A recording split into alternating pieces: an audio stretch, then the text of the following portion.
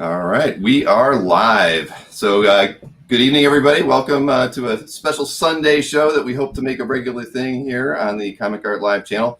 We're calling this Collector Conversations, and you can consider it a weekly roundtable of comic art related topics that each of us would like to speak about. And we're going to feature artwork from CAF that we want to talk about as well. And we're definitely going to field questions from the audience as they come up, and we expect questions on the topics that we bring up. We hope to educate and also be educated during the show, because there's a lot of people out there with a lot more experience than us individually. So I think this we want to use this platform to enhance the hobby, and also to just give us something fun that isn't related to selling art or related to interviewing, but it's all about us as collectors. And before we start tonight, though, I did want to kind of mention the passing of John Paul Leone. As everyone has probably heard by now, he passed away last night at the age of 49. Just an incredible artist, and really an artist. I know that he was a very big influence on a lot of creators. He was really pleasant to talk to. I met him several times. It's a great loss to everyone in the hobby, both creators and collectors. And so, my condolences to all of his family and friends, and very shocking. Yeah. It's unfortunate. Too young, 49. Too young. Yeah. Yep. Without question. With that, yeah. It was very. You just never know when those things are gonna happen. But again, we've been dealing with loss. It seems like every month, so we're having another creator pass, or I've known a few collectors in the last few years we've lost. So it's always a surprise, but at least we have their artwork forever. Yeah, and the artwork will survive hopefully for centuries. So in 100 years, they'll all forget all of us, but they'll know pick up a comic book and say, hey, there's some artists that have made an impression. Yeah. Exactly. I know he certainly did. Yeah. So the thing is, we're gonna just, like I said, this is gonna be a roundtable conversation. And when we were talking in the green room before the show, Jill Wonder Effing Woman is going to start us off this evening with her topic. So, Jill, I'm going to let you take it away. Sure. Thank you so much. And really, Bill, you deserve a lot of credit, a ton of credit for being here for your 7th streaming show in a row. Yep. You've got great energy to be able to leg it out with all of us collectors and all of the different formats you do, and we really appreciate it. So I really appreciate the opportunity to come talk on the panel. The topic I picked is one that's kind of near and dear to my heart, since I've only been collecting for about 5 years, which I know is, more than some, a lot less than a bunch of others. But I really want to kind of cover some topics in this time that are really super important to brand new collectors. This habit is great. I call it a habit. It's my addiction for sure in my free time. And I love to collect art, love to network with people, love to, check out new art and go to shows when shows happen again. But this is also a hobby that at times can be a little bubble. It can be not maybe as inclusive as we might want it to be. Things that we take for granted for a new collector is just not something that they necessarily pick up, except for maybe trial and error. So I really kind of want to kick off the topics of, how to get your first commission, and love, of course, to hear from all of the panelists for your first commission experience. If you do go ahead and do commissions, if that's part of your collecting habit, love to hear your stories. But so I'll start out with the first couple of steps that I think are important are, selecting the subject. Is it a character? Is it a particular style? Is it a particular artist? Just, pick something you love. There's something for everyone in this hobby. So maybe I'll go around the horn and start with Khalil about maybe how you get started when you pick your commissions.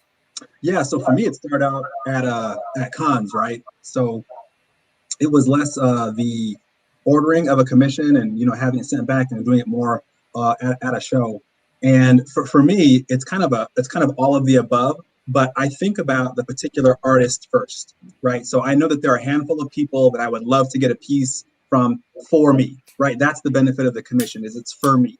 And knowing this artist and this artist's style, what they've worked on in the past that I've liked, combination of character, scene potentially, and then you think through the tiering of the pricing, right? So to me, I kind of think about it as all of the above. This artist, where can I get the best value for something that I would like? That's kind of how I think about it, right? So for me, I remember my first couple commissions. I remember I got a great Philip Tan Cloak and Dagger, and he was doing the watercolor paints, right? And for me, that character combination made 100% sense for his style, but also how he'd interpret it, right? So I love it. I think it's one of the first things I ever posted on CAF. So yeah, it's my 2 cents on the commission front.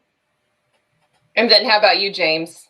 How'd you get started with doing commissions, and what tip do you have for a brand new person collecting? You're muted, James.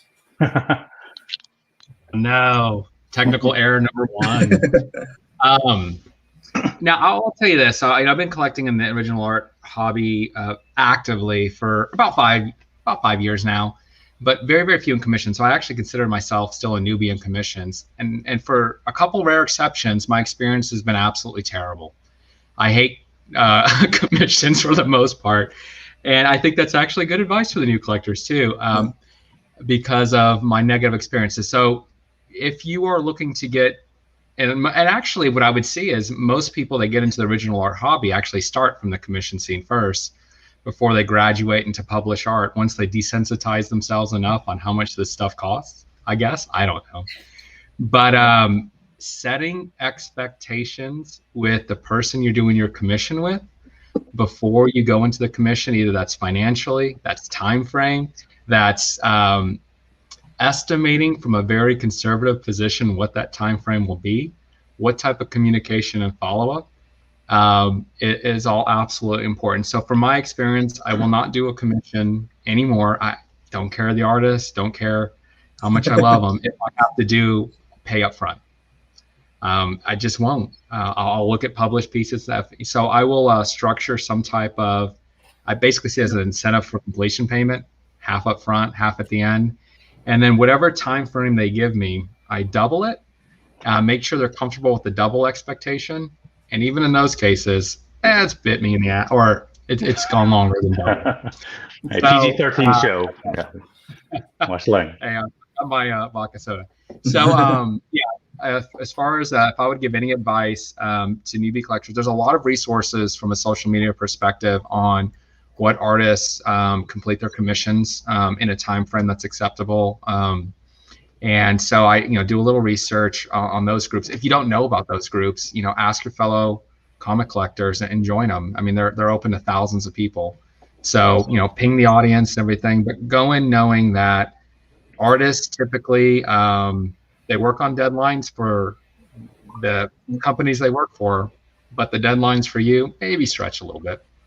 So good points. And what about you, Dino? We'll keep the horn going about if commissions are part of your collecting. Yeah, quickly. Honestly, commission. I'm a very limited experience with commissions, but I did when I started collecting. I didn't see as much art as I'd like to, but I used commissions initially to get hopefully exact replicate reproductions of some of my favorite covers and scenes. So one of my earliest ones I really remember is having an artist recreate Byrne's X-Men 137 double page Fate of the Phoenix splash, because I saw it, I loved it, and obviously I didn't know where it was. I wouldn't afford it at the time, but I thought I challenged him to kind of create in painstaking detail that piece. I had a few covers and some splashes. So originally it was about give me something that can recreate what I admire about a particular issue. Later on, I started meeting artists at conventions, and I started challenging them to kind of do something that's out of the ordinary. And they always advised me to make the artist excited about what you're doing. So I would give them battle scenes. So I'd create a Galactus versus Silver Surfer scene in a very unique setting, and I would ask them to kind of recreate those for me. I didn't do too many, but it was those type of battle scenes that I thought it was really cool. And today I'll buy commissions that come up on the market that I think really represents the artist well, and certainly enjoy the value it does have and uniqueness really compared to published pieces. Right. So we're getting a lot of good comments and a lot of good people talking about good luck that they've had, and we appreciate you chiming in. And I would just add to the panelists what they've already said, and then I'll certainly let Bill get an opportunity too, since I know he's got a lot of really great tips on this as well.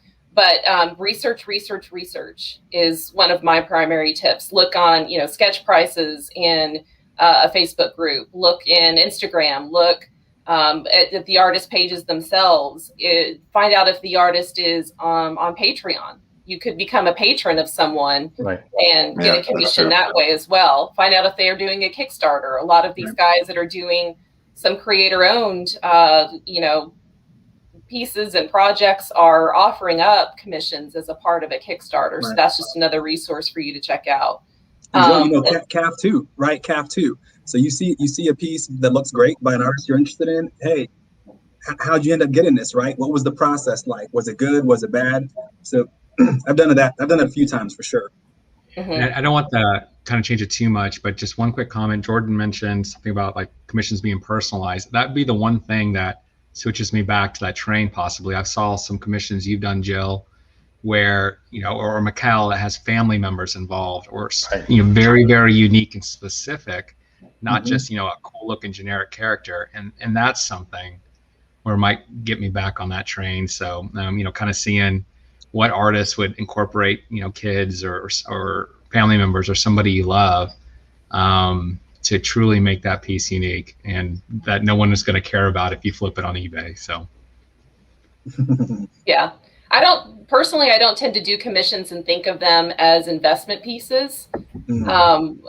Certainly a lot of people do, but that's just not my personal thing that I do. If it's a commission and if I ask for something specific, I'm wanting it for my collection just because I love that artist or I love the subject and want to have it. But Bill, I do certainly want to give you an opportunity to speak up too if there's any, tips that you feel like we've kind of missed.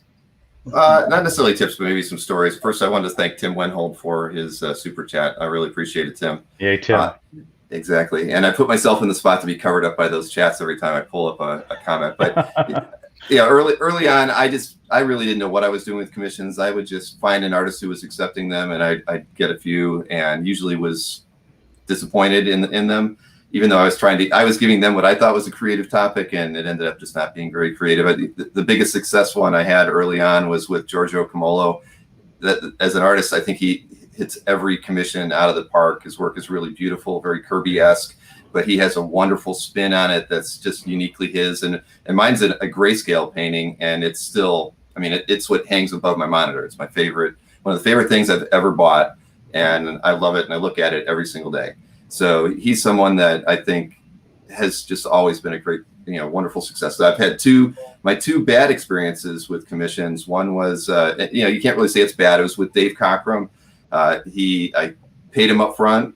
This is probably in 2002. I believe he died in 2004. It was just a long delay of getting to the point where, he kept talking about having it done, and then he passes away. And so I lost out on that. And I won't say the artist's name on this other one, but it was going to be a 5-figure X-Men commission. It just dragged on for 18 months. And eventually a dealer friend of mine knew he was at a show, so it's a he artist, and went to their table and basically got them, just gave them a cover. And that was what I got instead of the commission because they were never able to get to it. So, so those are mistakes that I made early on, just not really knowing how to set ground rules with the artists that I was speaking to, and not really giving them any kind of expectation as far as a timeline. I'd say that kind of turned me off from it. I don't believe after that last one that I've really commissioned anybody. I've gotten convention sketches all the time. I love going to shows and asking for an artist to create something that I want specifically, and have them do it. I've gotten a really wonderful painting by Richard Case of Dark Phoenix one time. Absolutely loved it.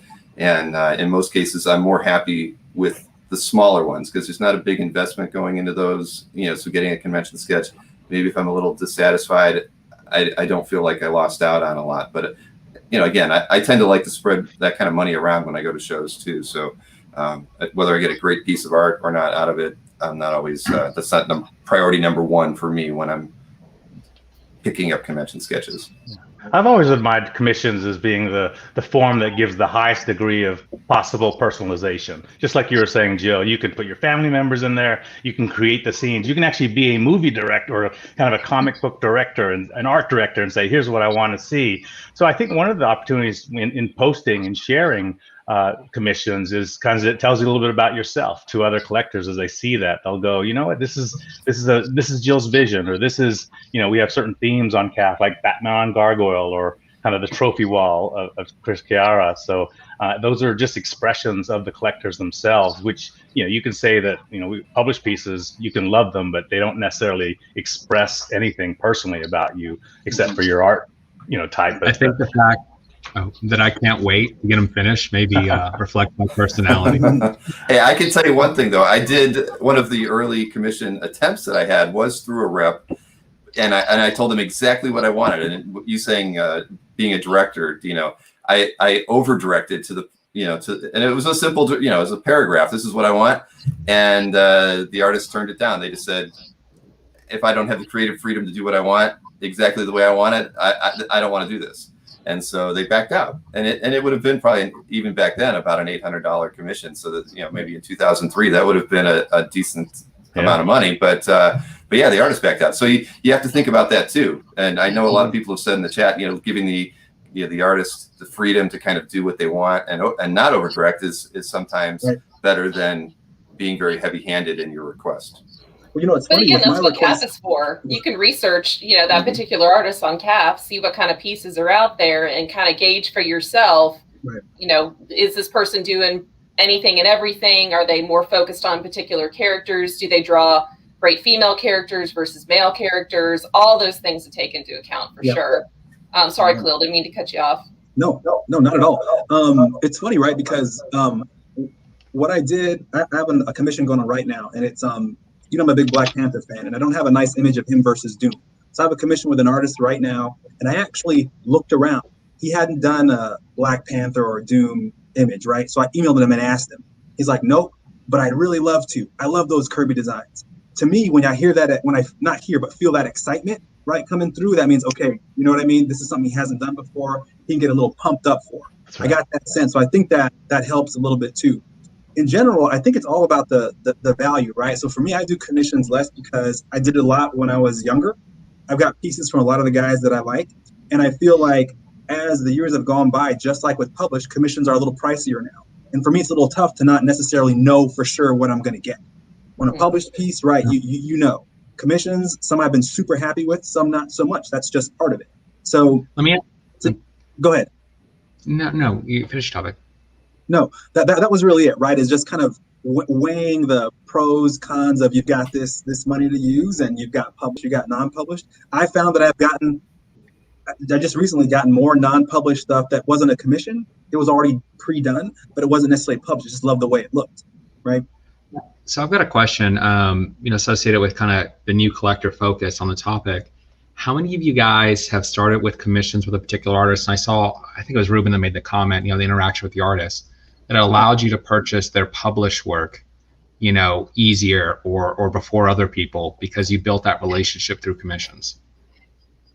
That definitely happens. I think that, you know, when you collect long enough, or if you have more than one piece from a particular artist, sometimes you kind of do get the early heads up on if something's going to become available. And same if that artist has a rep and you form a relationship with that rep.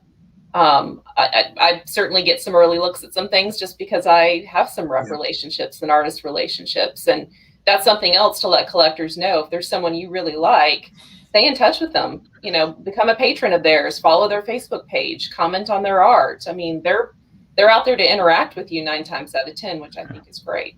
That's not surprising. I mean, it seems like artists would like to deal with people that respect and admire the way that, you know, their talents. So by taking commissions, by being on their patron page, you're showing an interest in them as an individual and as an artist, and they know that if they share with you their published work, that you'd probably have a higher regard and value for them. Sure. Yeah. Awesome. Yeah. Well, I think we're kind of trying to keep a lot of these topics to about 15 to 20 minutes each, and I certainly don't want to bogart the time from the rest of my fabulous panelists. So I don't know, Bill, if we wanted to do a couple of the feature pieces, since we are comic art fans, we might as well show some comic art too. And Bill, maybe what we should do is rotate the feature pieces too. That way the panelists can have we can kind of take different times at the plate. Okay. All right. Khalil, yeah, would you like to start us off, Khalil? I've got your images right here. All right, here we go. Cool. And just so everybody knows, all the featured artwork is in the description, whether you're on YouTube or on Facebook, it's in the description copy. So you can see these during the show or after the show as well. And these are just two pieces that each of us have pulled, just that caught our eye and that we enjoy describing. Right. Yeah. Right. From a kind of an organizational standpoint, real quick. Basically, it's each host for this particular show pick their topic, and then pick two pieces they'd like to discuss from a panelist perspective. The idea is in the future, first we rotate panelists. So a lot of you guys that are commenting in the chat section, if you'd like to be part of these particular shows, and we're looking to get as many voices as possible, right? Quick plug for Bill, he doesn't know it. You probably have to be a premium CAF member. So put that in there. I did not require that, but if you want to do that, James, that's all right. It's official, right? And the other thing too is between the topics, and we're trying to keep the topics around 20 minutes to keep things moving. We want to bring up pieces that we've selected over the past couple of weeks just to chat about, so that we can highlight a lot of your guys' artwork that you're posting on CAF that kind of struck a chord with the panelists. So that's kind of the organizational structure that we're going for. We know, men make plans and God laughs, so we'll see what happens. But let's see the pieces and go, Leo. All right.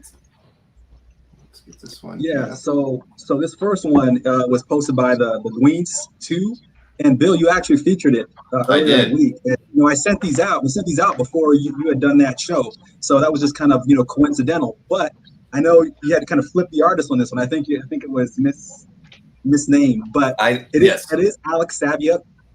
It's Web of Spider-Man 47, and this is I decided to look at pieces that were posted just in the last week, and I went with an older one and a newer one, and this is the older one. And Alex Saviock, right? He did Web of Spider-Man for 6.5 years in the 90s, and it was kind of the second, third tier Spidey book, right? Because you had McFarlane, then Larson, then Bagley on Amazing Spider-Man, and you had Sal Buscema on Spectacular and Alex Saviock on Web. And he's not as heralded, I guess, as some of those other names at times, but he did some great work throughout the series, did it for a long time, and just, was workmanlike in it. So I wanted to give him a little shine here today, because this is my favorite cover that I think he's done. It's before McFarlane was the house style for Spider-Man at Marvel. You can see some of that John Romita Sr. Influence here. The Hobgoblin is just a great design, great villain for covers. The Gweens mentioned that in his write-up, and I totally agree. And I like the fact that I can be nitpicky about my art at times. Things like, for example, here, we know the Hobgoblin's not this big, right? And can be holding Spider-Man that way. Sure. But does that matter? Not really. The image matters. And at the end of the day, a cover, particularly back in the day, was meant to pop on the newsstand or in the comic shop and make you want to pick it up and open up to see what was inside. So I think just a dope image. It definitely does that. And again, great artist, but also a super nice guy who's more than willing to talk about his experience on Spidey and in comics in general.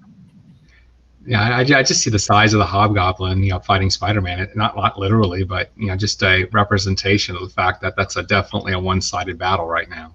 Right, Spider-Man's getting absolutely dominated here.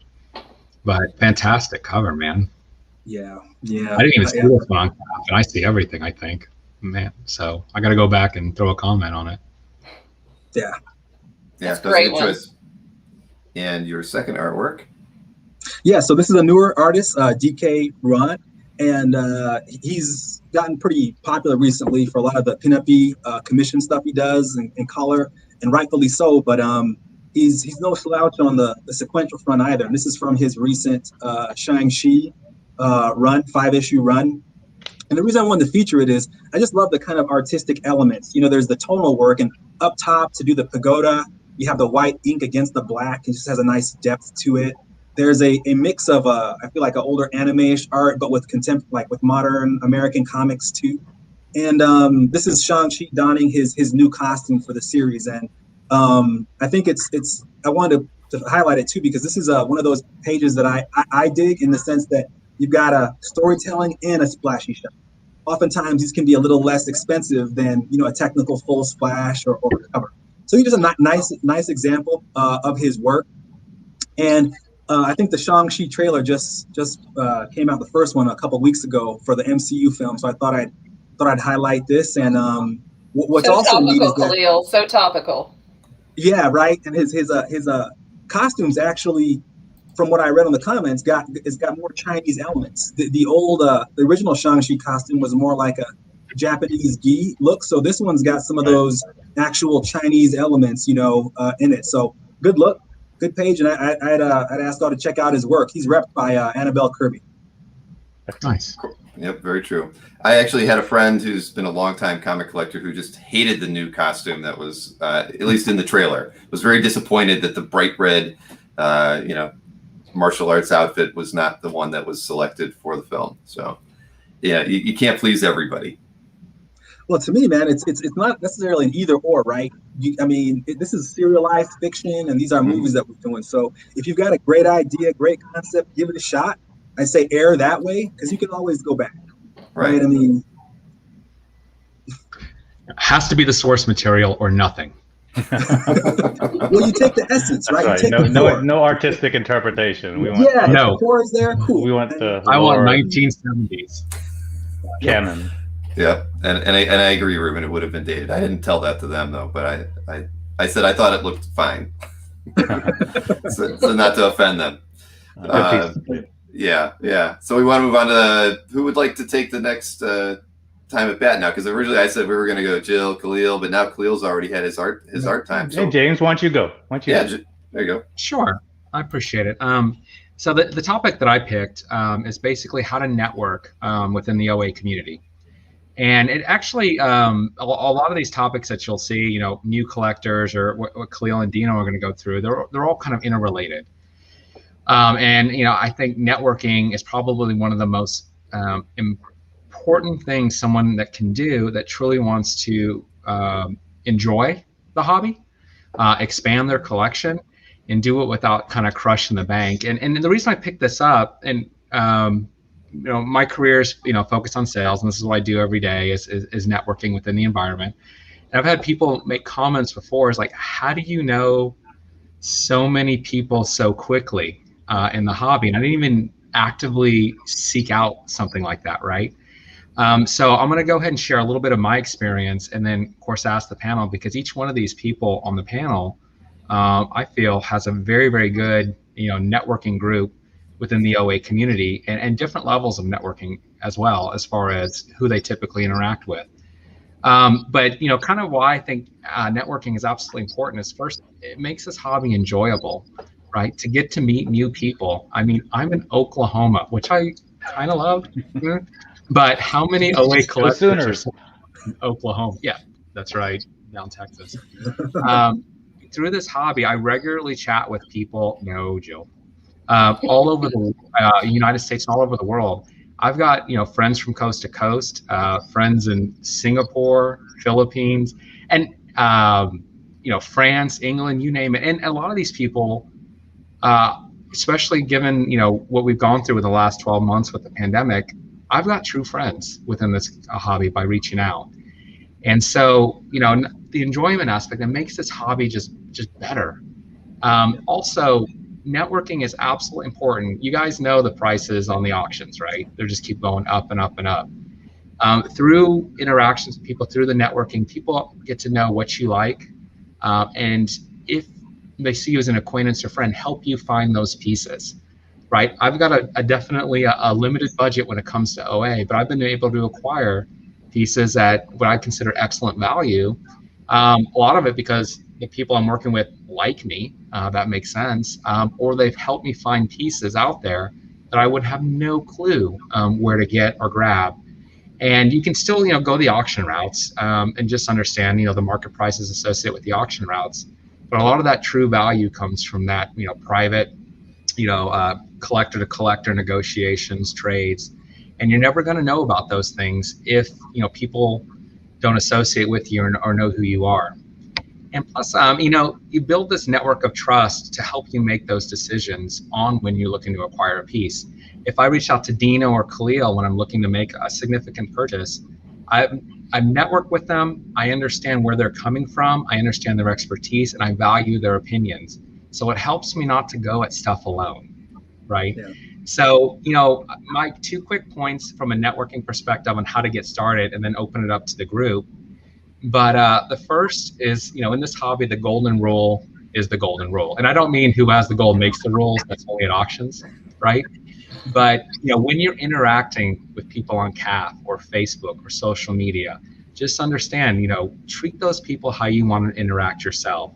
If how many times have somebody has got a solicitation offer on CAF that said, you put something up, how much, or is this piece for sale? And that's about it. And you might reply, and that person doesn't even respond, right? And so that interaction is pretty much dead for not just that particular transaction or conversation, but anything in the future.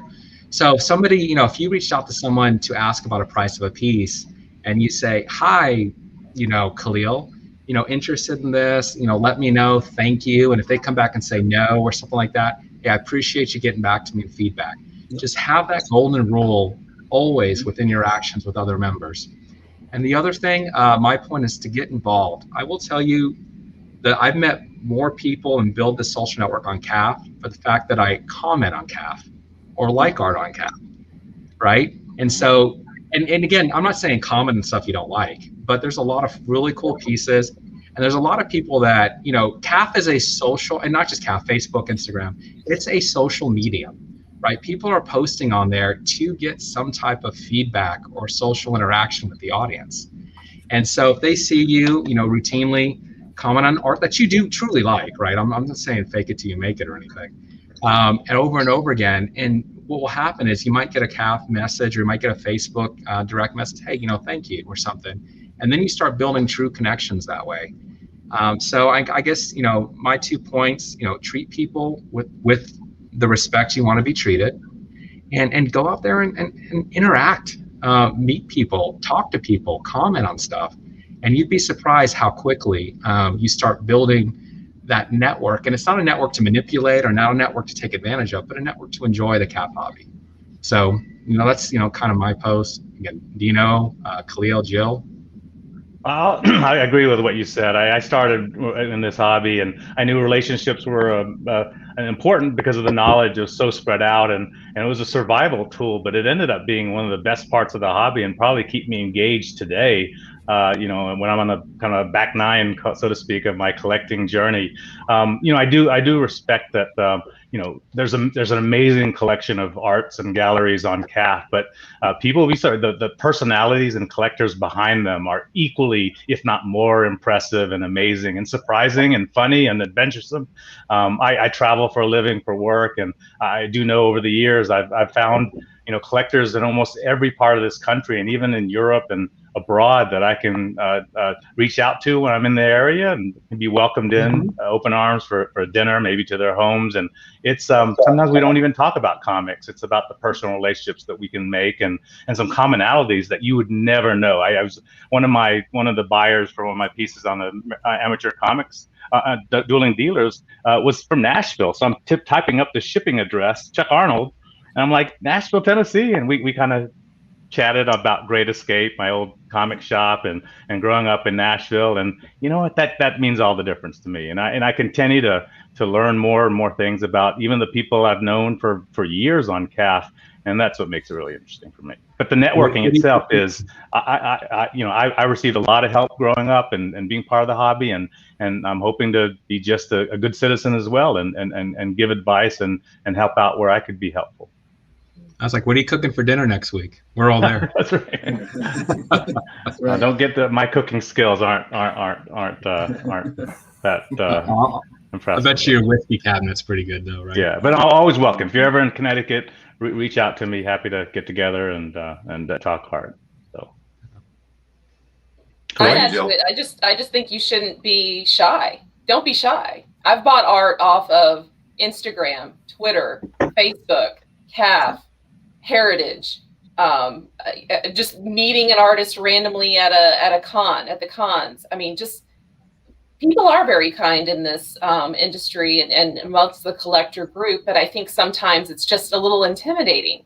But seriously, you might get 5 out of 100 that might be just having a bad day and you don't have a great interaction. But the vast majority of people that I've talked to are really welcome, nice, happy to help you, happy to educate you, happy to give you tips, share stories, share experiences. And we kind of, I don't think we'd be on this broadcast if we didn't do some networking and weren't willing to give each other a leg up and other people that were interested in this hobby a leg up. So, find somebody like that. Message me on CAF. I don't care. You've got questions. You're a new collector. Reach out. Don't be shy. I'm happy to share my experiences and what's worked for me, with people that are just curious on how kind of it goes. I've got friends that buy stuff on Twitch. I mean, there's art to be bought everywhere. You just gotta do some research and take a look. Right. I agree. I mean, I agree with everything y'all are saying. I think on the flip side, right, there are instances where you might be rebuffed or someone may not get back or someone might be kind of curt with you or whatever. But I'd hope those are the minority and the majority are more encouraging versus discouraging interactions. I think for the most part, we'd all agree with that. James mentioned something earlier about, when people like you, they want to help out. And I agree. I think about that at work. I think about that here. You want each other to win, right? So you get to know folks and you know what they're into. They know what I'm into when you're kind of looking out for each other. And, you actually enjoy bouncing things off of each other, whether it's, does this price make sense? Or have you ever worked with this artist? The fact that you've got a group of folks that you can ask those questions to, who are happy to answer. I mean, that's great, right? I think when it comes to CAF itself, Bill, I'm a big commenter, and before I'm going to give James some credit here in a minute, but before I got in with some of the Facebook groups I'm with, through James, I was mostly interacting through CAF, and that in and of itself was great, right? You comment, you reach out, and I've developed some relationships there, James being one of them. So yeah, Jill, you said don't be shy, right? We say don't be scared. Don't be scared. Don't be scared. Just reach out. And for the most part, I do feel like, and I know Dino's going to get into a little bit of this when I mentioned the whole rebuffing, sometimes some tough interactions you can have based on what you're reaching out about. But by and large, man, I think everyone knows we're kind of part of this neat little geeky exclusive community, and we're kind of in it together, right? So. Yeah. I mean, I'm glad to know the folks here on this call and a lot of the folks here that are commenting today. I will throw an opinion out there, not to make it all kumbaya. So what I'm seeing is when art prices, are going up, right? And so the people that have access to the funds for more of the higher end stuff, right, I'm kind of seeing a shift to more maybe a professional type level because of how much does it cost to enter, and so the people that are more professional are used to communicating in a more professional way. And so when you are reaching out or you are interacting from a networking perspective, you're reaching out to people who've probably dropped, thousands on art. Just understand they're probably used to communicating with their peer groups in a professional way. And so just something to keep in mind when you are connecting out there. And again, that's my opinion on how I see, the hobby kind of, shifting a little bit, and I say hobby, which is kind of shifting a little bit as it comes more and more money comes into it. So kind of ask you guys along that same question: agree, disagree, see anything from your end? Well, I mean, at the end of the day, reputation is everything. So if you approach people in a improper manner, or that's going to stick with them for a long time, and they're usually going to tell other people, about that experience. Yeah. Right. And so, you really have to be very, you're courteous and cautious in how you approach people. But you have to be outgoing at the same time. But those things will stick with you forever. I mean, every negative slight that I feel I've ever gotten in the 18 years of running CAF, I haven't forgotten any of them. I don't remember the positives and the pats on the back, but I always remember the bad things that have happened. The complaints. You still talk about that Jordan one. I do not. I haven't talked about that one in a while. I know. Yes. Not at all, All right. Jordan. But that's really the case. I mean, when I first started collecting, it was all about networking. But back then, it was all over the phone, faxes, and fax. And it was a very different. But you knew right away. It's like my origin story, going to Mike Berkey's house and not being able to be at the kitchen table and having to sit on the floor in the living room and look at art. I was a little bit shy, and I didn't wedge myself into that collecting group because I didn't feel like I belonged there. So, those are things that when you're new to the hobby, you should know that you do belong, and you have to reach out, but reach out slow and reach out properly, because the friends you make today will be the people who help you find art later. And also they're going to be able to help you in many ways in the hobby going forward. So, you want to create as many relationships with other collectors and even the dealers too. At the end of the day, when we talk about like getting want lists out there, if you know a dealer is regularly getting work that you want and you're missing out on it, reach out to them and make friends with them and let them know what your wants are, because a lot of times the dealer will contact you before they put the work on the site if they know that's what you're looking for, because they want an easy sale too. If they don't have to go through the trouble of writing a description and posting it on their website, and they can just say, hey, Dino, I found this piece. I know that you've been looking for something. So again, relationships are important, and those things happen between collectors too. Like you said, James, when people know what your likes and dislikes are, it really does help you out in the long run of finding artwork that you're looking for. So, and I'll toss a final comment, and that networking for CAF and for art, that has advantages in life as well. When you talk about being as successful in business, academics, in social settings, being able to network with other people, and in this global world, with people of different backgrounds and perspectives than you have, those are valuable skills, and that'll help you, in all walks of life, get a job, sell more of your, increase your business, and even make friends in social settings. So these are all basic skills that you learn, and you start learning in kindergarten, but they stay with you all lifelong.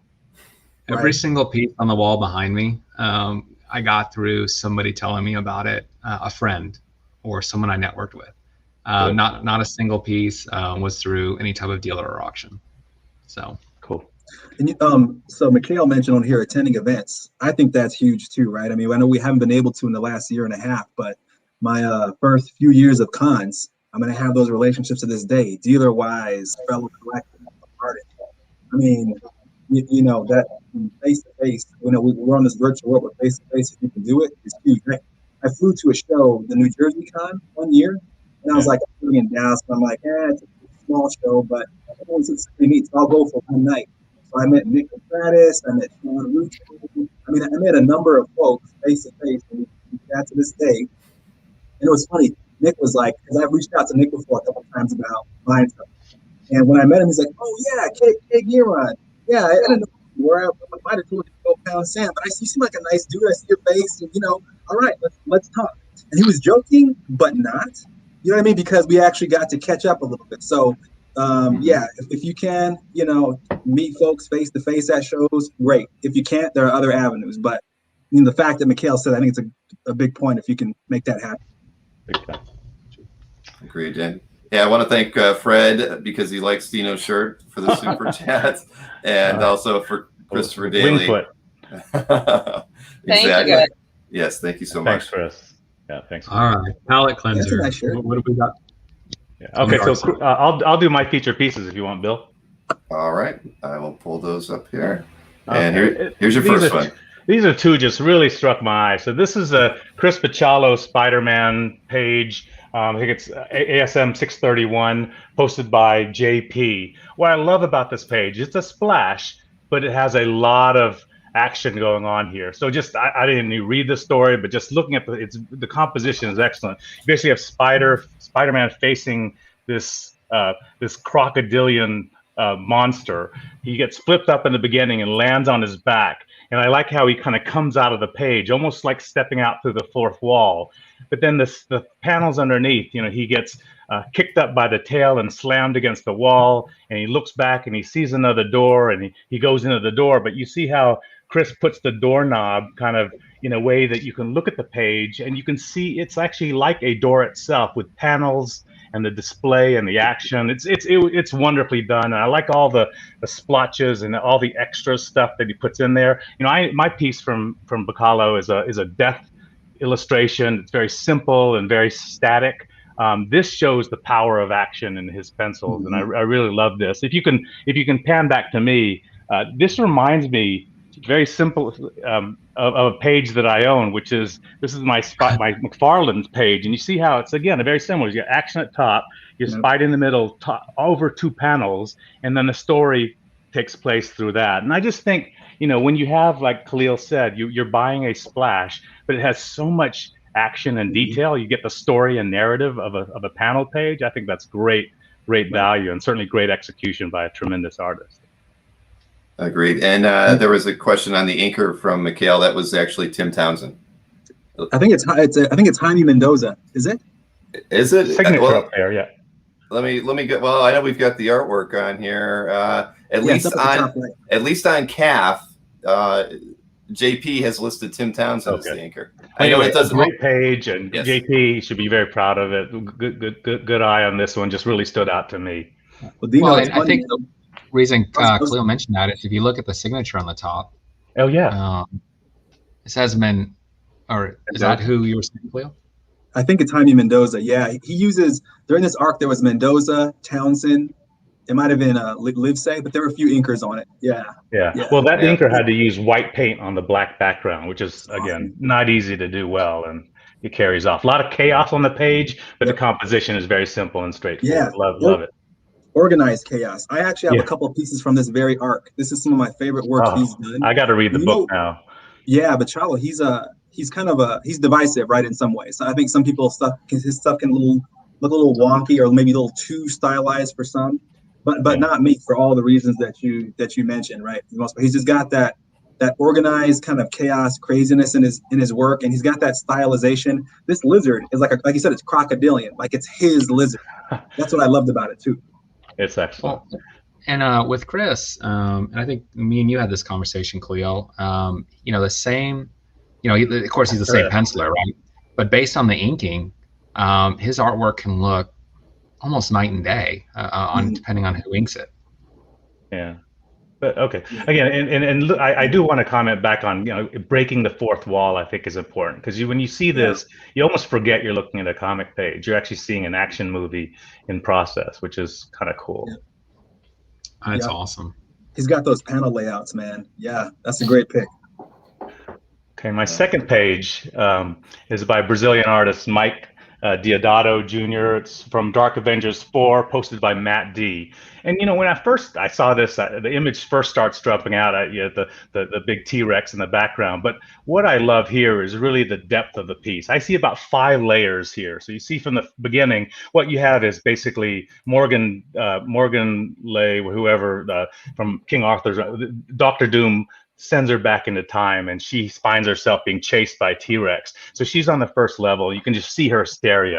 And then you see the next layer of kind of cavemen, and they're figuring, oh, this is not a good day. I got to get around here. And then you have the next layer, which is the trees, and another set of cavemen in the background. And then in the back, you have the T-Rex. And then behind the T-Rex, you have very subtle imagery of mountains and landscapes. So there's beautiful layering of this. But what's nice is the tree line kind of connects it all by going from the back end all the way to the front.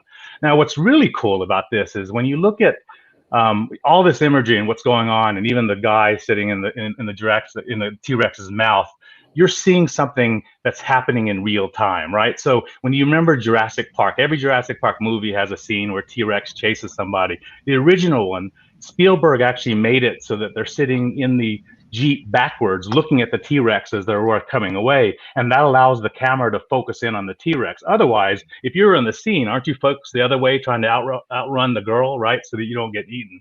So I think what's a beauty about this page is it gives you kind of a sense of timing, that you're seeing something play out in a perspective that you don't really would normally have, because normally you'd be facing the other way, running around. I do appreciate also the depth of this artist's work, and the fact that he's able to put detail in even the back layers, which make the thing pop for me. That's I, awesome. I see more in it now than I did when I was looking at the scan originally. I love it. Yeah. I just like, dinosaurs eating people, but yeah, I like You know, and Dino, Diodato, he's known for being like the shadow guy too, right? Like Yes. using Yes. silhouette. So So you see those spot blacks that I think add to the whole depth that you're talking absolutely. about. So if you look at Khalil's right on. If you look at the background stuff, it's all cross-hatching. And Right. otherwise, if the background was hard shading, it would just make it one-dimensional. But as Khalil said, you start with light cross-hatching on the back, and as you get closer, you start getting more and more dark blacks and inks, and then of course you get the full image in front, and that gives again sense of depth and layering that you don't find often in the page. So to have it in a splash in one single image, I think is pretty impressive. Yeah, telling Agreed. the whole story in that one image, right? In a splash. Yep. Yeah, so congratulations, Matt D. That's an awesome page. All right, so Khalil, would you like to take over the next topic? Sure. And I'll only spend maybe a couple minutes here on my thoughts, but I'd like to hear all of yours and get some questions too. So I thought I would go with a pretty I think a quick topic is around shipping. And the reason I thought I would is I've been asked a couple times, so how do you ship on CAF? When I've sold pieces, I've had people tell me, can you ship it really securely, please? They'll say, can you please put a piece of masonite board in the package, please? Like they'll tell me this. And obviously that's because they probably had some bad experiences getting art in the mail, right? And I know I've had one instance where I sent something out and it was damaged because I didn't package it right. So for me, we could get into the whole insurance side and international and whatnot, but for me, my thought is around the whole packaging, right? One is that I assume that people that are selling and shipping are also buying. So pay attention to what you get in and see how it's packaged and copy that. And I would say go another step and save the materials too, right? I mean, I've got a little stack of masonite boards here and that I'll use to send stuff out. So that's my first thing. I'm thinking about three things. The second would be, so I said repurposing materials. Another would be, I kind of take in my head, if it feels a little flimsy, like it could get damaged, it probably will. So just overprotect, right? So if you're ever kind of hedging a little bit, just overprotect. And I know some do it different ways. There's the masonite board, there's the foam board, there's using thick cardboard, maybe putting two pieces on each side. At the end of the day, you want to make sure that it's very secure, that you can't really bend, and that whatever you're sending the piece you're sending is affixed to the board. So the biggest issues with damage that I've gotten over the years is bends in the art that I'll show you why that's the case, and also the edges, just the piece like sliding around in the packaging, right? So there's that. Actually, I'll show y'all this. People will use sometimes to send pieces in as a backboard, but look at this, right? So this is actually okay to use to put the board on if you super secure it against whatever you're packaging it in. If not, I've gotten maybe 4 pieces over the years that had these in them. Yeah. So yeah, watch out using this stuff. I will say in the States though, using the Postal Service materials is a good idea because they're free, and you can fit stuff in them pretty easily.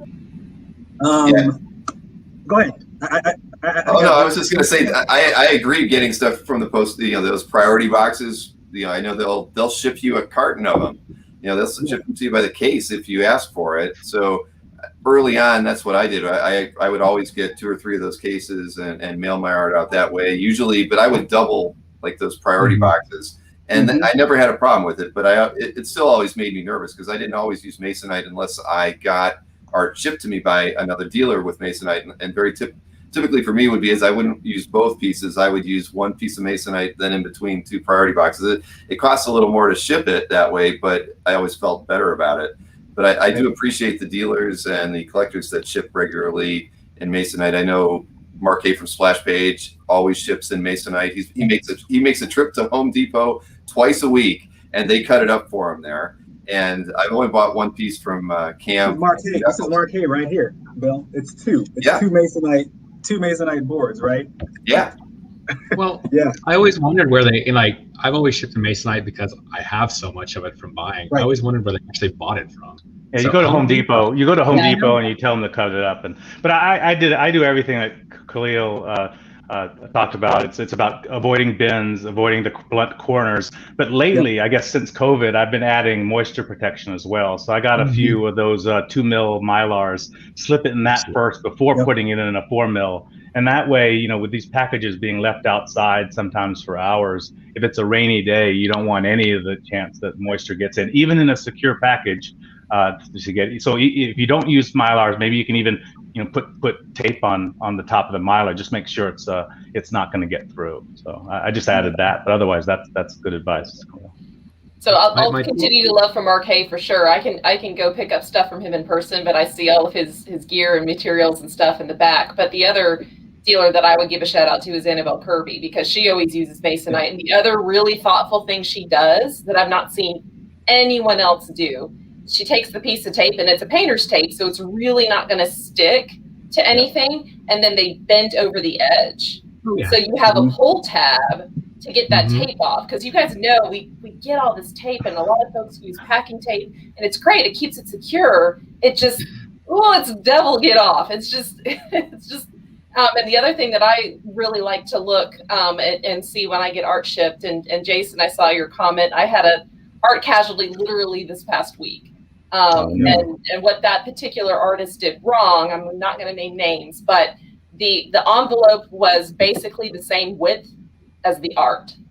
Right. So if you don't have something that's larger than the piece of art that the art is stuck to, you're going to have issues on edges. You're going to have bends on edges and all kinds of stuff. So, but I agree with the guys on Masonite. And no form board, Harry just mentioned, right? Well, I've seen people use it. And when it's worked, to I think Eric's point, it's been, there's usually cardboard around it or something else, but by itself, it can bend. So my two comments on that. Too much tape is okay. You got to have the X-Acto knife ready, right? So if my problem is having a rough time opening the package, then I'm cool with that. You know what I mean? If it gets there safe and sound. I keep mine handy. I have never sliced a piece of artwork though, so. You know, knock on wood, but yeah, most of the time, you know, you can cut through the tape, no worries. I guess my two comments on that is, first, I've got a closet. My wife always asks, why do you keep so much trash in that closet? Again, save your shipping materials, right? I got Masonites and top loaders and random ass boxes and all kinds of stuff.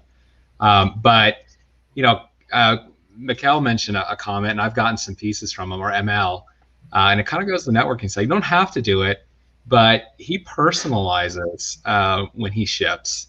Either it's a little note or a little sticker or a little something. And I get it, and, you know, it makes me smile. And, you know, I like working with them. So, you know, just do you do it? Do you not do it? But if you decide, you know, you want to do a little something extra, I promise it does go a long way. Yeah. Look at that. Amazon. He makes awesome little stickers. That's all I can say. Yeah. I had somebody send me something once, and he said, I got something extra in there for you. And he's like, I'm not an artist, but see what you think. He looked a little pic of the panther like this. I'm like, that's cool, man. Thanks. Nice. I'll take it. Right. It's memorable. You'll do business with that person again. That's real. You know, it took them 10 seconds to do. Yeah. And I guess timeliness, right? That almost goes without saying, but I think some of the thing we've been talking about is some folks you work with, for whatever reason, basic commerce ain't there, right? So when I say basic commerce, I mean you pay, you ship, you know. So just be timely about it, and for some reason you have an issue being timely about it, then let them know why, or let them know that you're going to get to it. That's huge. I didn't plan that to be part of this, but you know that we've all had those experiences. Right? Well, unless you give feedback to someone who's not packaging or shipping correctly, they're not going to change. So you're doing everyone else a favor if you do that. That's fair. Yeah. Next thing you know, you're in a Facebook social media group with someone, you know, picture of what you sent, and it's bent like this, and you're getting all these nasty messages, and no one has time for that. All right. Very true. And I can say I saw a piece of art that, or maybe multiple pieces of art, who knows? Mikhail had sent to Mike Berkey.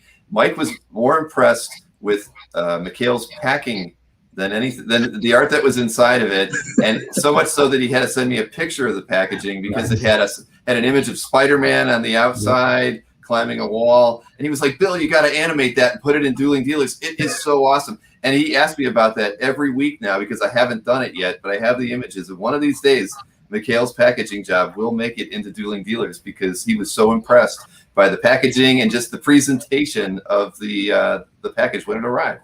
So I think we're doing him a disservice, Bill. Shout out. Mikhail's packaging is art itself. Everybody needs to buy something from Mikhail. You know what, Mikhail? I'm gonna post one of those stickers on my damn calf. Mikhail's packaging. It's gonna be my next calf post. And we may give you a day I'll off. comment on it, man. I'll comment. We may give you a day off at some point, Bill, to get to that, man. Sure, no, that would be nice. Well, tomorrow, I've got a day off tomorrow. That's I'm looking forward to it. You didn't know about part 2 tomorrow with the crew here? I might not be moderating that one. All right. We'll see. Good. All right. Good discussion. Yeah, very good topic, and it's something that there's a lot of things that we could talk about packaging. I think because you have to safeguard your art more than anything. We always have to remember we are the caretakers of this artwork, and that has to go into your thinking when you're packaging art to be shipped.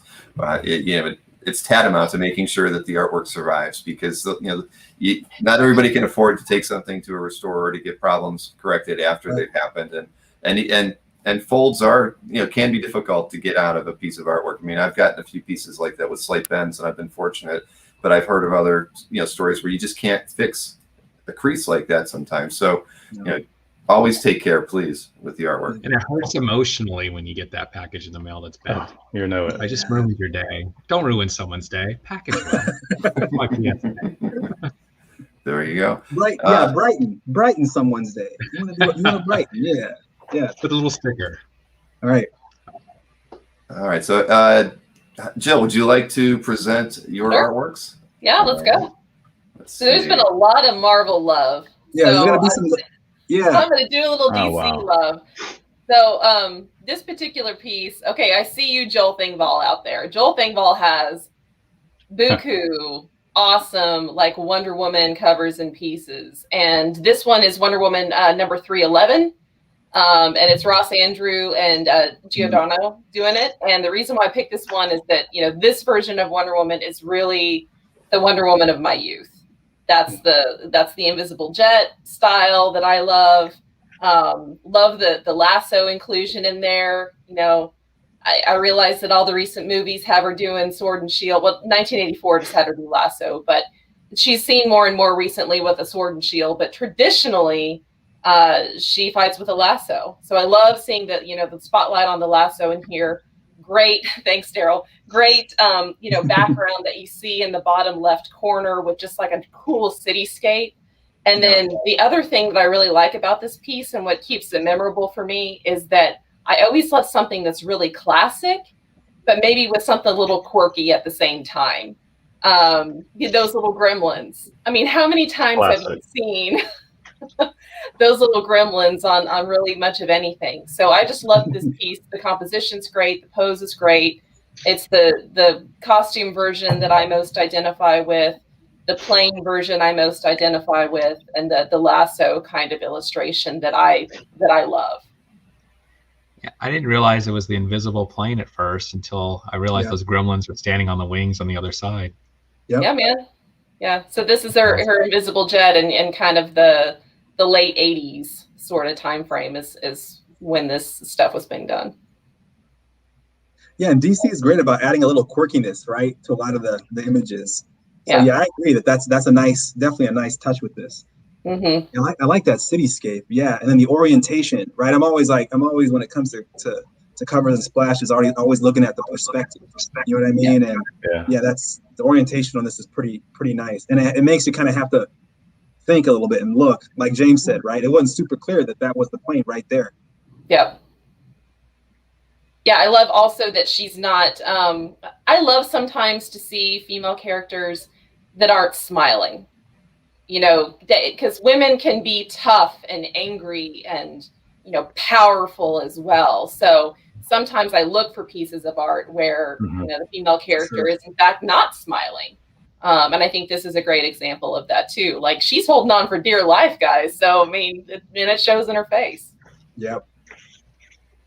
I hear you there. Yep. That's a beautiful image. Yeah. Thanks, Andrew. All right, and your second artwork. A little color now. Let's have some color, not all black and white here. So this is a Poison Ivy, obviously by Josh Middleton, and this is in the collection of Calvin Mao. And the reason why I chose this piece is that I love the composition. The pose is unique. Again, not a smiling face, but you can tell she's wistful or she's sad. I mean, she really truly has something on her mind.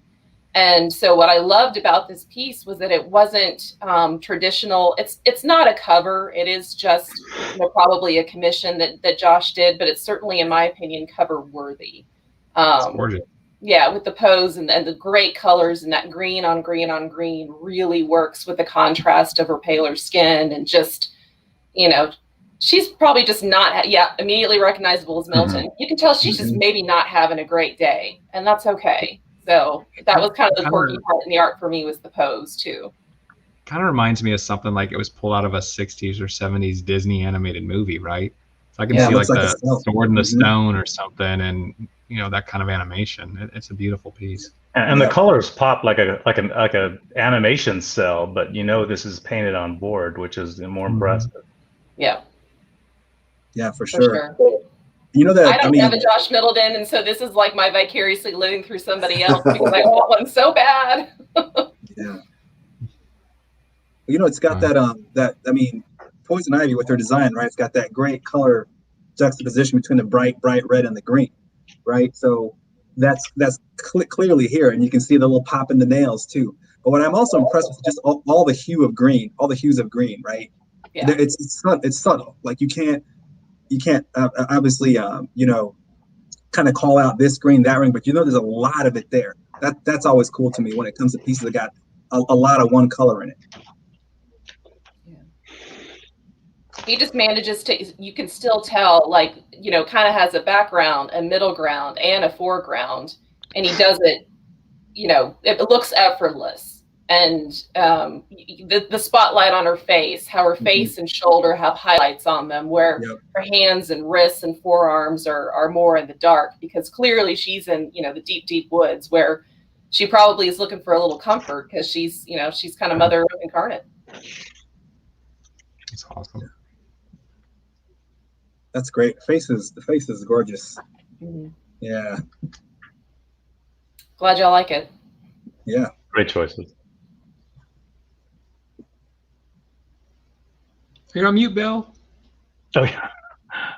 Dang it! Just like yesterday. I say You didn't start out that way, though. You didn't start out that way. I didn't. Yeah. I'm sorry. Well, I knew I was going to drop something when I was hiding behind that artwork. So, all right, Dino, we are down to you on the having cleanup. Yeah. Yes. So, since our hobby began, this is before eBay, heritage auctions, even BC before CAF. Unsolicited offers were a backbone, a catalyst for private deal making, and a powerful tool for really going after not for sale pieces. But it's always been very challenging for most people, and sometimes most time frustrating for a lot of collectors. I've been fortunate with my collection to have acquired or sold dozens of pieces through unsolicited offers, and yet still after 15 years, I'm trying to refine my game. But I thought I'd share some thoughts on kind of how, or best practices that I've learned in making offers and responding to offers.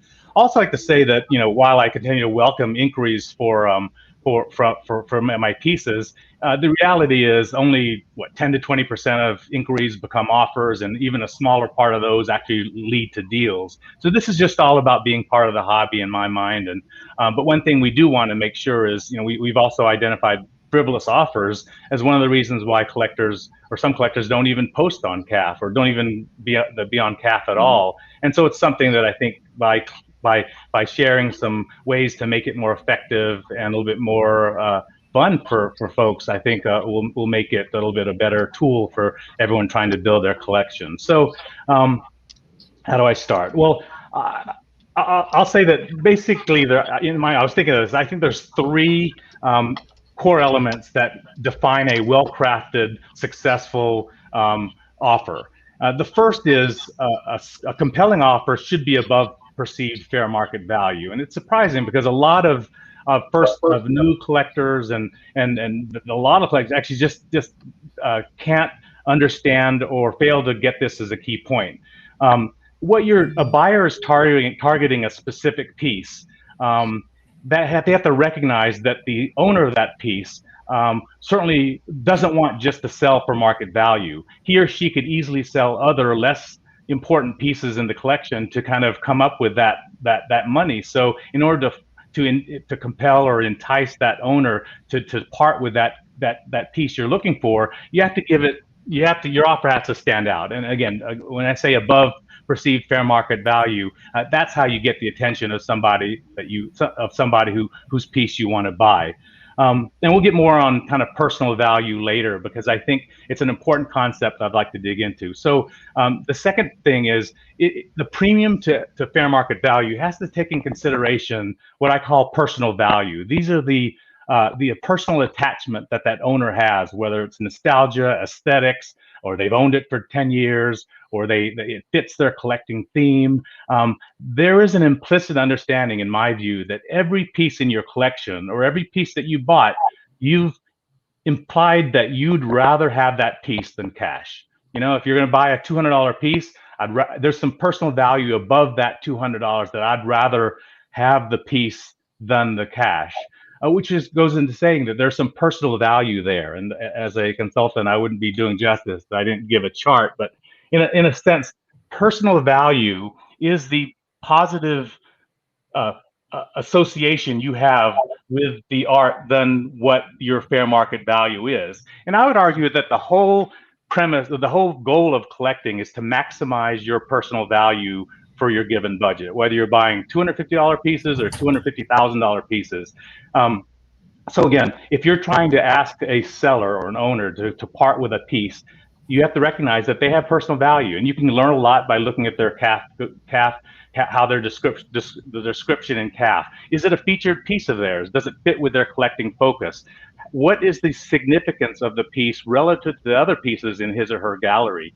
I think that'll tell you a lot about kind of how much personal value and personal attachment they have with the piece.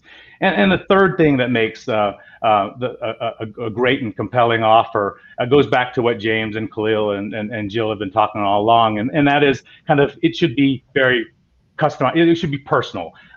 Act as a human first, then as a collector. This should be connecting, being able to be courteous and show respect. Be patient when needed. Don't be a bull. Don't be overly kind of pushy. I mean, you're trying to connect with somebody on a human level first before you can put your collector hat and offer to buy the piece. And I think that's very important from a relationship building standpoint. Who knows, if you treat someone right, even though if you don't get a deal, you've earned the right to have future opportunities to deal with that person and his or her friends. So again, I just want to reiterate, you can take a lot of shots in this hobby that are unanswered or never really close on a deal. But if you act right and you make offers with some sincerity and some good judgment, you'll earn the respect of others in the hobby, and you'll find yourself really open to future opportunities that you would otherwise not have if you're viewed as somebody who people don't want to deal with. So I'll pause there. I just want to make this whole personal value thing is very important to me. I will tell you, and we can get this to a later show, this can explain a lot of the so-called mysteries of the hobby. In my mind, seeing this chart, knowing that personal value above fair market value, that explains everything from, why auction prices appear to be skyrocketing. It defines what a personal grail is, right? It's a piece that your personal value may be 5 or 10 times its actual fair market value. It explains why dealers have certain pieces that they sell and others they put in their personal collection. It also explains why, some people prefer commissions, because they're able to get that personal value in so much excess than what they pay that they don't want to deal with published pieces. So again, I just wanted that we'll save that for a later conversation. But again, offers, it's a great thing to expand your collection, but do it right, respect others, and you'll find it'll do wonders for your relationship building and for building the collection that you want. And I have two comments, and kind of along your thing is don't get offended. Don't get offended if you get an offer, and don't get offended if someone declines your offer. Now, I mean, personal communication and how that there's things to get offended about, if it comes across as wrong. But the other thing, Dino, when you're doing your private offers, or when does Claim 15 Dino come into the equation? If I had that 10 years ago, I probably would have been able to strike more deals. No, seriously, it's I've always thought, everyone talks about having a win-win, right? So it's trying to get the best thing about this hobby is if you're able to sell an apple and get money to buy an orange that you appreciate much better, you've won. The buyer for your apple won, and the seller for your orange have won. And if you do that several times, you make a lot of people happy. So that's how I approach things. It's a way that kind of, it leaves me, hopefully getting the art I want. But certainly first, I respect the people that I deal with, and I'm only doing things, buying or selling, if it works for them. So. No, when it comes to offers too, I try to keep. I was gonna say I try to keep the hat on of not knowing or judging where somebody's coming from. Right? There are some folks that are a little newer, some folks are a little more seasoned. To your point though, Dino, right? There's a way to reach out. So all else being equal, same piece. Maybe you don't know either collector. They may have the same offer dollar wise. When somebody says, "Hey, are you willing to sell this?" versus, "Hi, Dino, love your collection. I noticed this, that, and the other. I'm looking for a piece by this." I mean, it's different, right? I mean, I think it's just natural to be more willing to talk to one versus the other. That's right. But I think what's tough too in this thing is when you think about fair market, because I know a lot of people that are making offers, they don't want to go too high, but they know they need to go a little high. So what is that sweet spot, right? Is it what the last auction result was? Is it what the average is over the last year? What is that? So I think again knowing other collectors discussion earlier, that's who you can bounce some of that stuff off of. Because I think if you're going to be going to another collector to try to pick something up, you got to have your bases covered. Don't just ask a question willy-nilly, not knowing what you can do, what you want, what you're willing to do, and all that. And it's very tactical too. I mean, I have people obviously who come in and they'll say, the last 3 of these sold for X, and between X and Y, and I'm going to offer this amount. And they may think, oh, I'm offering above those other 2 values. I got to get the piece. And I'll actually think to myself, I'm a buyer at that price. So I guess one of the things that I failed to mention, that when you receive an offer, the question you ask yourself is, would you buy the piece at that price? If you wouldn't, if you will, then you keep it, because it means more to you than what you're being offered. But if you don't, if you feel like I wouldn't buy at that price, then it actually behooves you to sell it, because you can take that money and put it into other pieces that give you more personal value. And that's kind of controversial, because you have a lot of folks who say, with the prices going up, can't even afford, what I have in my art collection. But I would turn to them and say, well, that means that your personal value is below the market value. Right. If it's a $250 piece and you only value it, your personal value is $200, sell it for $250. Sit on $20 bills, and that's worth more to you than what you put in. You have personal value in the piece. It's better for you to do that and let that go and go after some other things. So again, a lot of complexities here, but it's not easy. I'm trying to learn as much about this myself through every day. So Dino, when you get a lowball offer, do you respond to those offers as well, or do you just ignore them? Well, for lowball offer, I usually try to say I'm just not ready to sell at that price, but maybe in the future. If someone can come with an offer that's close to where my trigger price is, my responsibility is to give them that trigger price. I will say, that's close to where I was thinking, but if I were going to let this go, this is the price I'd be asking for. And that's part of why you have sheets. You have your collection. What you can. You can be happy with, and then I think it's also timing is important too, because for me as a seller, if I know the next heritage auction is coming up and I've got things on my want list, I can say I'll be more motivated to deal, right?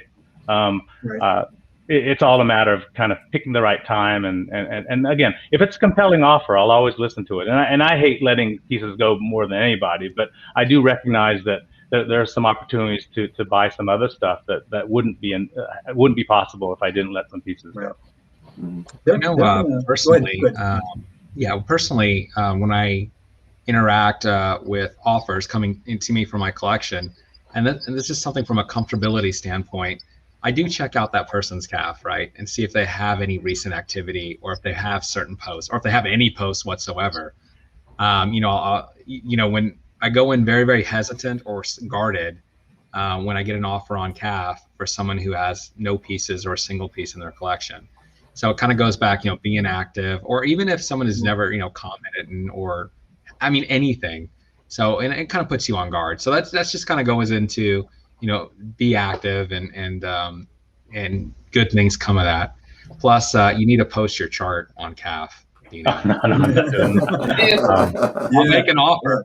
Are you sure? That's right. Make an offer. But reading people's calf galleries tell a lot about the collector, and I think that's where you can connect with them. I'll admit. So I had a New Mutants Demon Bear page, and I was contacted by now friend James D, who actually worked on the New Mutants film, right, in Hollywood. And he said, I'm not I haven't really bought pieces of this level before, but I'd really love to get a New Mutants page. And I thought, what, he worked on it. He really would value this page, and we came to a good understanding on a deal that made me happy and made him happy, and I'm glad he cherishes the piece. But I get more out of doing a deal like that than just kind of co-signing it and seeing it go up on auction. So if I can find a way to connect with collectors, either buying or selling with them, it's always makes the hobby more enjoyable. Go ahead, Joe. What I'd add from my personal experience is that I feel like if you're really going to make an offer, be serious about the offer. Do your research and try not to lowball anybody, because again, it's your reputation. It's how much research are you doing? How are you understanding the market? And with my personal experience, what got me into comics was really ElfQuest. And, the folks that know about Wendy Pini, she doesn't really do any convention sketches any longer. Plus, right. The original books, all of those original art pages are at Columbia University. You cannot buy the original Quest pages because they're sitting at Columbia University. So for me, it was really super important to get something that was art by Wendy. So I did my research, went out on the calf galleries, did search by artist, and then I just started talking to collectors. I just started messaging collectors, ones that didn't even have pieces for sale. But exactly to your guys' point, you're nice about it, you're kind about it, you express why you're a fan, you express what this piece means to you, make a serious offer. I ended up getting kind of a 2-for-1 with somebody that sold me a giant 11x17 Lita head sketch, and then threw in another page with, a smaller cutter head sketch. But then Richard Pini had also written in a word bubble in it. So you've got the artist and the writer both on the page. So, but the seller was like, look, this wasn't for sale, but you made a serious offer. You're going to enjoy this much more than I will. And anytime you can make that personal connection, and anytime you're approached with a buyer with not a sob story, but like, hey man, this is why the art you have is why I think it's great and why I'd love to add it to my collection. Absolutely. And if you're coming from a genuine place, I think they'll want to do business with you, right? Yeah. And again, you have to pick your spots too. You can't, if you're going after a Spidey page, you don't try to make an offer on someone who collects Spidey entirely, and you're taking one of their key pieces on their featured gallery, right? What you want to do is find those quote misfits, those things that one collector has that may not be in their core focus. That way you can do these offers without having to break the bank to get them, and you have some sort of reason or give some rationale for the owner to part with that piece. I think that's very important. Otherwise, if you're going after, if you're talking to people who that's their focus, right? It's going to be harder to get unlock a gem from their collection. To ask Paul who's selling the badly furnished pieces. Ain't never gonna happen. A few people are talking about just reaching out and, with that question of, really, really interested in buying this. You're willing to discuss, and they may come back and say, no, but I'll let you know if things change. And I've been lucky enough to get pieces that way, and I've been lucky enough to sell pieces that way. Bill, what's kind of neat, right, is you see those emails that you got over the years on pieces in CAF, right? So I will reach out to folks maybe a year or two later, or I'll let them know this is up at auction or something like that. But what's funny is that I think that that's pretty safe because you just never know, right? Someone's not willing to sell something, and then next week this personal Grail piece shows up in auction, like that's in 3 months. And so, okay, maybe now I've got to move it, right? So I think by and large, if you're respectful, reaching out is pretty safe to do. On the lowball offers, I've always kind of treated it as an education moment, right? Kind of like, hey, appreciate you reaching out. And these are really nice emails, right? So I know they're coming from a good place, but just do a little more research. Here's some areas to kind of take a look at that, and maybe we can talk again, in the future. Yeah. But, and you have to appreciate lowball offers. At least they came up with a number. For every lowball offer, there are 4 or 5 people who kind of say, yeah, I'm interested. Let me know if you ever decide to sell, or what's the lowest price you have in mind? And I'm not selling. Okay. I'm not selling. I'm not sure I have the answer to that, but when I do, I'll let you know. I want to expand on a point that Khalil made on the emails on CAF, and this is something that's helped me. And I recently just sold a piece to someone. We went through this exercise. They reached out to me on CAF via my generic, leave a comment mark on a particular piece. And I asked them to email me back then on the specific piece they were talking about, so that if I ever decide to move it, I can go, because you can click on the emails you've got on that specific piece. And I was about to send this piece to Comic Link. I was like, oh yeah, let me click on it. Saw this particular collector, asked me about it, reached out, honored the deal, and we're both happy. So, if you're going to reach out on a piece, email that specific piece you're interested in. So it kind of leaves a little bit of record, because it might be, this one probably was 6 months, but it could be years later before you get that communication back. That's true. And a few folks have mentioned here, James, we've talked about this before. Nobody likes, the very heartfelt story about I've always wanted a piece by this guy, and then you see it 2 weeks later on a dealer side or up for auction or something like that, right? I mean, at the end of the day, I'm not playing judge, jury, or whatever, but all else being equal, we want to do deals for pieces like this that aren't technically for sale with folks that actually want them, right? And I know at the end of the day, things change over time, right? I mean, we have to move pieces to get things as they come up. But there's a difference between that and, tugging at the heartstrings, and then that clearly not being the case shortly after that. Right.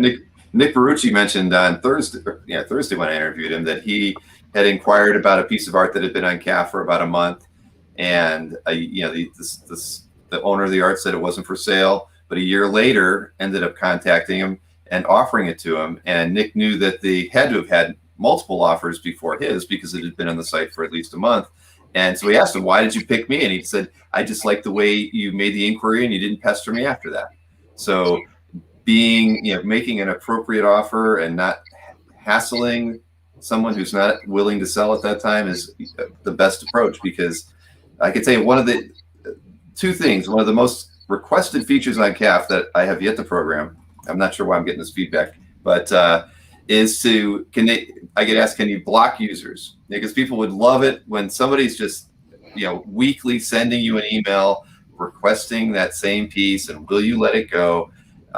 So blocking a person is like the number one thing that would be out there. But I've always kind of shied away from doing that, because I feel like somebody who's in that kind of a mindset would just create a second account on CAF and then pester you from that one once they're blocked from you. So I just felt it would be a vicious circle, and it's just best to hope that they die down. But I can tell you one safeguard that CAF does have in it: when new user accounts are created, I won't tell you the date range that we impose on them, but we only let them send 2 emails a day. Because if they're a bad actor trying to solicit or cheat people out of their artwork, or they're literally only coming to CAF to send out 50 solicitation requests on artwork that isn't for sale, they're not usually the type of person we want there. So, and they know they do get a message stating you've reached your limit, and if you want that limit removed, contact me. So I do get emailed several times a week from those same people, and typically, if I feel that they're sincere, I will remove the limit. But I always state, don't make offers on artwork that isn't listed for sale. But if you do, don't go out there and send 50 emails out at a time. It's just not going to work out. But so those are the things that I put in place, because I know that is something that we don't want to have happening on a regular basis from users that you don't know. Like you said, you check out their CAF gallery. Here's a user that just signed up. Are you really going to trust the offer that they're making, even if it were a good one? Right. I had a gentleman who really wanted to purchase Milo Manera artwork and said they were a big collector in Europe. Really, were just deciding to have an account on CAF. But you can only imagine that somebody with no CAF gallery making requests on artwork that is by and large very pricey. You're not going to deal with them because they have no reputation or time spent on CAF. So, and I mentioned that too. I've kind of got a standard copy paste that I send to those people when I allow them to send more than 2 emails a day. So. Well, another great tool on CAF, which I don't have a spreadsheet or a chart like Dino, but the chance for you to put in the value, your purchase price of the piece. Once within CAF listed on the piece, but it's private information. That's right. So I always know, hey, if I'm going to get an offer for a piece, now how much should I pay for that again? It might have been 5 years ago, but that's great that when you're posting a piece to always go ahead and put in your own private value, what you paid for it, as to fit in that chart and that equation Dino was working out. Yeah, and also put in, there's a line around their provenance, that box. You can actually put in past offers. So if somebody made an inquiry, made an offer, put their name in there, and you can remember, 2 years later or 6 months later, if you decide to let it go, you can contact them to see if they're interested. Bill, it's funny. So I have a Excel sheet too, right? Like this is the piece, when I bought it, who I bought it from, that kind of thing. But I wonder, because some of those fields are there in CAF. Is it possible to export, what I mean, into Excel, like a list? I don't know, man, but I'm just that might be kind of cool. It is one of the most requested features after blocking users' email is when will I make an export function? That was not planted. Yes, it can be easily done. It's very easy, at least for me, to spit out a CSV file that you can save and then import into Excel. And it's just something that we really need to take. It probably wouldn't even take Maureen 2 hours to program. So I get asked about that a lot. I literally had 2 good friends in the hobby email me 2 weeks ago that very same request. And so it is something that we'll do, because why would I take all the time to give you the opportunity to store all that information and then not be able to take it back down and use it how you would want to later? So right now I'm working on some programming changes within the whole CAF mail system to make it searchable and a lot easier to mass delete and that sort of thing. But once that's done, I will probably do the CSV, since that's really one of the most requested features on the site. Well, thanks for your great topic. And as a teaser, next time we meet, I have some ideas on there's a lot of buyers and sellers that are stuck on what the right price is. I have an idea for what I call a golden value, which both the buyer and seller could be very happy with, and hopefully that could help close some deals that just aren't getting done. And I obviously would love your feedback and other people's thoughts on that. But I've been trying to think through how to make something like that happen, because I know for every deal that gets done, there's actually 5 or 10 in limbo that just can't get to the point where neither side wants to budge because they're afraid of making the wrong decision. But if there's some sort of standard or acceptable kind of middle ground that is acceptable, it could drive a lot of good deals. So the Dino price index, I like it. We'll name it whatever we can, but I think it'd be nice. It'd be a good discussion topic at least. Yep.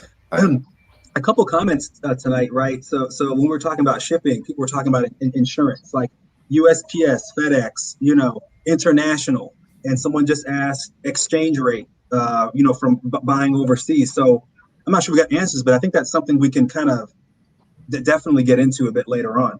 Yeah. We'd encourage any of the people who attended the show. This is for you, and if you have questions or things that you want discussed, just send them to Bill, and we're here to discuss any topic that's relevant or important to anyone, to the collectors out there. So let Bill know, and we'll shape our discussions around those. Absolutely. We've all got stuff here.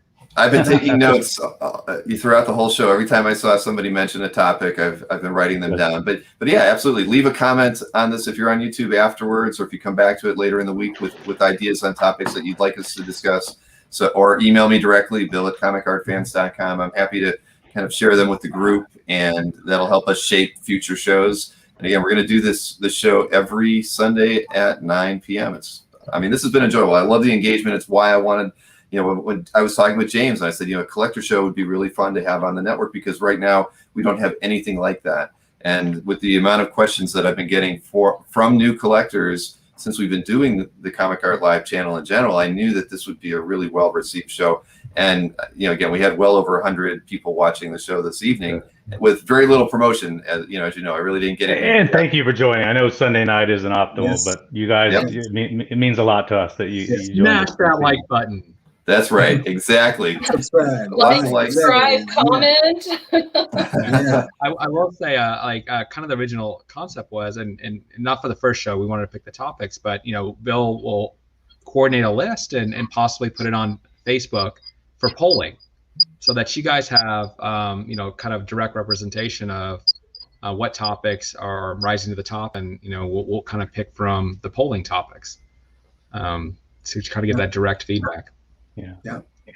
And we like the feature pieces too, because it highlights some artists and some pieces that strike our eye and deserve some additional exposure. So congratulations to those that made it, and hopefully we'll be picking some other good pieces next time. And James, speaking of that, you gotta go. I was going to say, James still has his 2 pieces to show, and that's how we'll end things this evening. So why don't I pull the first artwork up, James?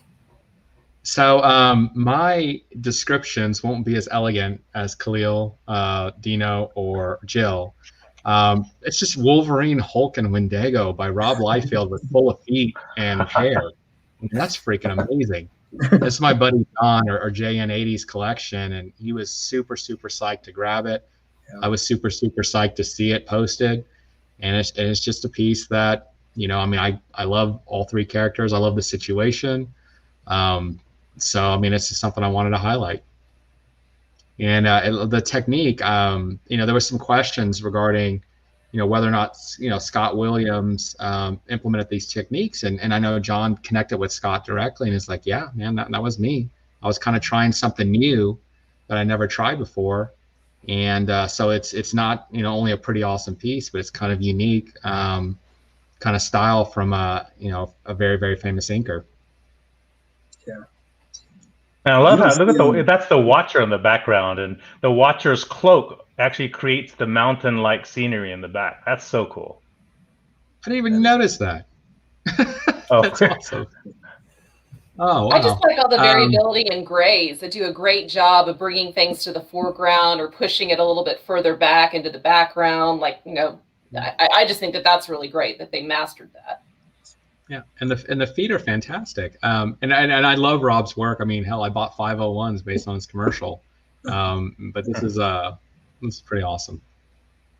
Well, what's cool too about these those what if issues is you had all these artists like Rob Liefeld like reimagining this scene. So I remember all those books starting off with these scenes that are familiar to us right before it went into this alternate reality. And so you got a lot of cool images like this. With a Liefeld and Williams, who I don't think inked him very much, right? Yeah, not often. Kind of he was more inked by Colin or Barta.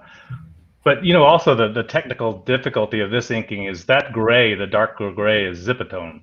So those pieces have to be cut out to fit the image.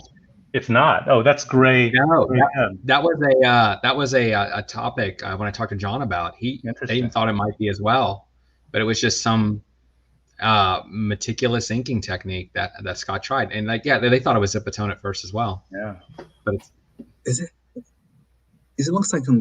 Wow. Okay. Good. Yeah. All right. Next one, Bill. All right. Sorry, I was actually trying to get that into a window that I could zoom in on it to show whether or not it was zipatone, but I'm unable to at the moment. So I will move over to the other artwork. Here we go. This one's 90s, Marvel, Phoenix, X-Men, Mutants. and gorgeous. By Brian, it's in Brian Lake's collection, and we know a lot of Alan Davis's works have been posted for sale, and the prices associated with it. But this kind of blows everything out of the water that I saw recently posted, and it's just something I'm absolutely impressed with and wanted to highlight. Yeah, this is gorgeous. I just love the background of the Phoenix Force with the really intricate line work there, and it just blends seamlessly into it's great. Composition's great. I mean, it's like when you think, I think for a lot of us, definitely for me, when you think Alan Davis, you think this. You think these five, you think these characters, you think this time in comics, right? Oh, yeah. Yeah. I mean, this is a one and done Alan Davis piece for most collectors, man. Yes. Yeah, no doubt. And he even has Excalibur on the bottom with that little text box and the big Fire Phoenix on top. This would make a great poster layout, by the way, for collector conversations, right? With Bill and the four of us. Yeah, there you go. Let Mikkel superimpose some faces, man. We can get this one. Yeah, he has a lot of source material, I know. And that's a good point. Go ahead. No, I was gonna say put Berkey as the Phoenix, hovering over everyone. Yeah, no, that's a beauty, great. And I know that Gary was selling a lot of Alan Davis pieces recently, so that's kind of why we've seen a lot of nice. And I'll actually say when I first started collecting, back there in 2000s, those portrait pieces were very undervalued. Like everyone wanted the action battle sequence with the claws out and the big, smoke going and fire, and the things, the covers and splashes of people standing in what I call baseball card poses.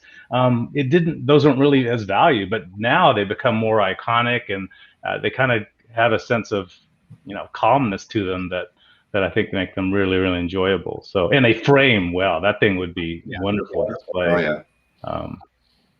And you had a great point about Excalibur being on the bottom. I like that in some of those pieces, right? Like I have a couple pieces where the characters featured or the name of the book is like kind of, it's a panel page or splash page, but you can see that it's almost like a title lettering, but not officially. It's That's pretty right. cool.